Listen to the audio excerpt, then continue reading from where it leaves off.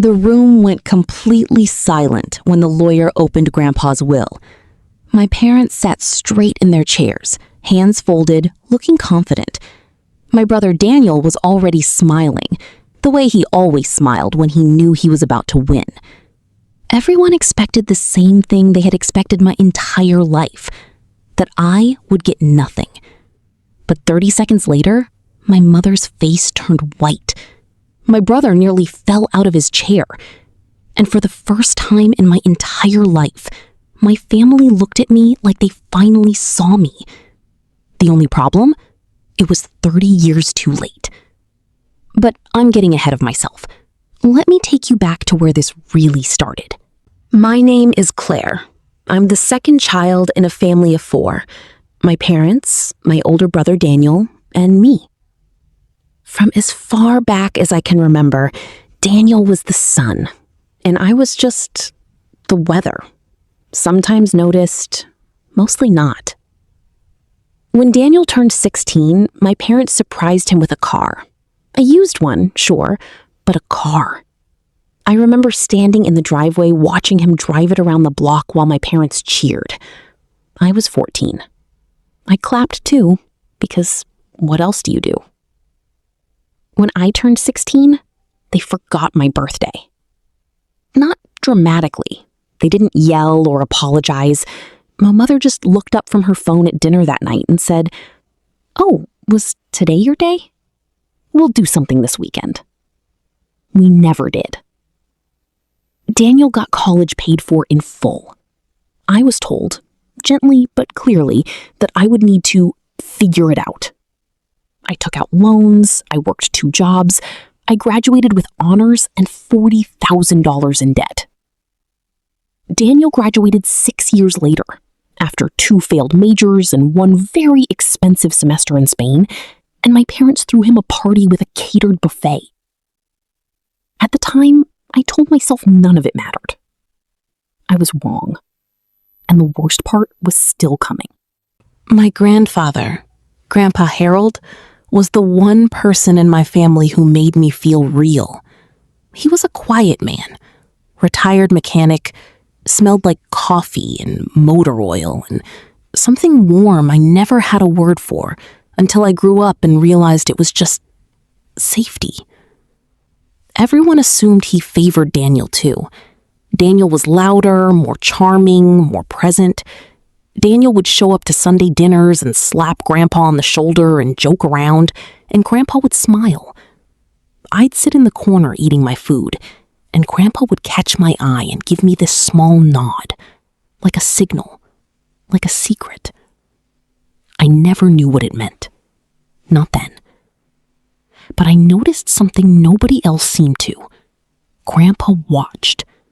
While everyone else was talking and laughing and performing, Harold sat in his chair by the window and just watched. His eyes moved slow and careful, like a man reading a document he needed to understand completely before signing. Once, when I was washing dishes after a family dinner, he came and stood beside me. He didn't say much, just, "You're a good one, Claire. I hope you know that." I said thank you and thought nothing more of it. Looking back now, that was the moment everything began. I just didn't know it yet. 3 years ago, Grandpa Harold had a minor stroke. Nothing fatal, but enough to slow him down, enough to need help. My parents volunteered Daniel to help manage Grandpa's finances, pay his bills, handle his accounts, make sure the utilities didn't lapse. Grandpa had a modest savings account, a paid-off house, and some investments that had compounded quietly over 40 years of careful living. I offered to help too. I was told I wasn't needed. So I did what I always did. I showed up anyway, not for the money stuff, but for Grandpa himself. I drove him to his doctor appointments, I brought groceries, I sat with him on his porch on Tuesday evenings and watched the neighborhood go still as the sun went down. We talked about everything and nothing. He told me stories about my grandmother, who died before I was old enough to remember her. He told me about the first car he ever fixed. He told me once, quietly, that he'd done something important and that I would understand it one day. I didn't ask what he meant. I wish I had. Of Grandpa's moved some boxes and had run into Grandpa's longtime friend, Mr. Avery, a retired banker. Mr. Avery had mentioned, offhandedly, that he'd noticed some irregular withdrawals from Grandpa Harold's accounts over the past 2 years. Small amounts at first, then larger ones. He'd asked Grandpa about it once, and Grandpa had gone very quiet and changed the subject. I felt something cold move through my chest. I didn't say anything to my parents. I didn't confront Daniel. I just filed it away, like Grandpa himself would have done. And I kept showing up on Tuesday evenings. What happened next shocked me more than anything that came before, because it wasn't just money. It was so much worse than money. 2 months before he passed, Grandpa Harold asked me to drive him somewhere on a Tuesday afternoon, instead of our usual porch evening. He gave me an address, a law office downtown, one I'd never heard of. He didn't explain. I didn't ask. I just drove. He was inside for 45 minutes. I waited in the car, listening to the radio. When he came out, he moved slowly, but he looked lighter, like a man who had just set down a very heavy bag. On the drive home, he reached over and put his hand on mine for just a second. "Thank you, Claire," he said, "for all of it." I thought he meant the ride. I cried the whole drive home after I dropped him off, though I couldn't have explained why. 6 weeks later, Grandpa Harold died peacefully in his sleep. And 3 weeks after that, we were all sitting in that law office, the same one I had driven him to, listening to his will being read. The lawyer's name was Mr. Okafor. Calm, precise, unhurried. He laid the papers on the table and adjusted his glasses and cleared his throat exactly once. My mother sat with her hands folded, like she was in church. My father had worn a suit. Daniel had his phone face down on the table, the first time I'd ever seen him put it away voluntarily. Mr. Okafor began reading. Small items first. A watch to a cousin. Tools to a neighbor. A donation to the church.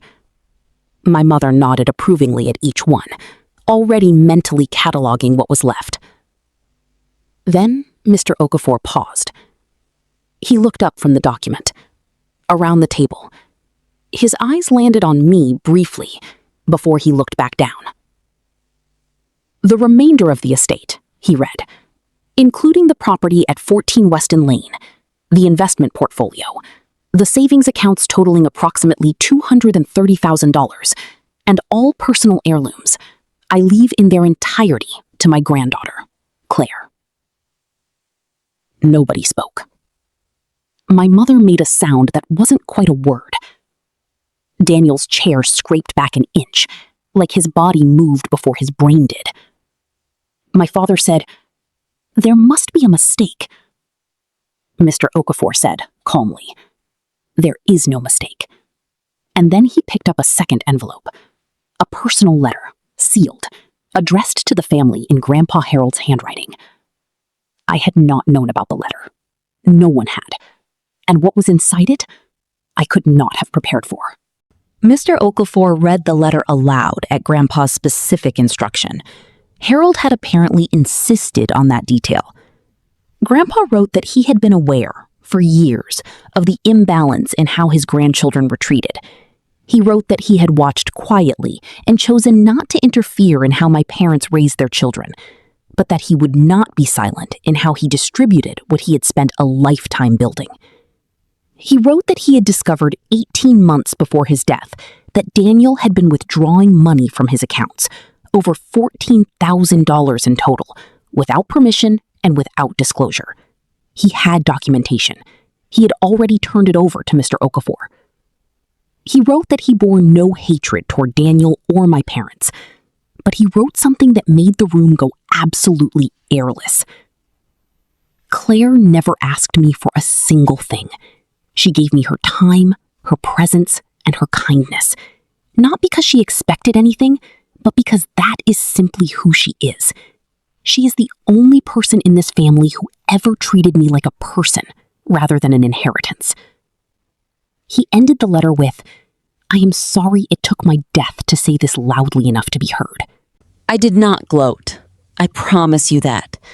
I sat in that chair with tears running down my face and felt something I hadn't expected to feel. Grief.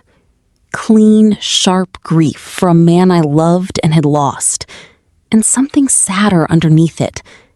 Grief for the family I had never quite had. My mother tried to contest the will.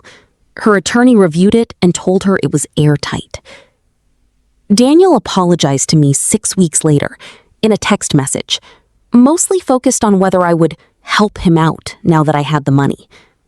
I did not respond. My father called once. He said he hadn't known about Daniel's withdrawals. He might have been telling the truth. I told him I needed time. That was 8 months ago. I still haven't called back. Maybe I will. Maybe I won't. Some doors need to stay closed for a while before you can decide if they're worth opening again. I sold Grandpa's house, carefully, with respect, and used part of the proceeds to pay off my student loans. The rest I invested, the way Grandpa taught me without ever sitting me down to teach me, quietly, carefully, for the long run. I kept one thing from the house, his chair, the one by the window, where he used to sit and watch. It's in my living room now. Some evenings I sit in it and look out my own window and think about how much a person can see if they just stay quiet long enough. Grandpa Harold never gave me a speech about fairness. He never told me I was his favorite. He just showed me, in the only way that couldn't be argued with or taken back. The funny thing is, Grandpa didn't leave me everything because I was family.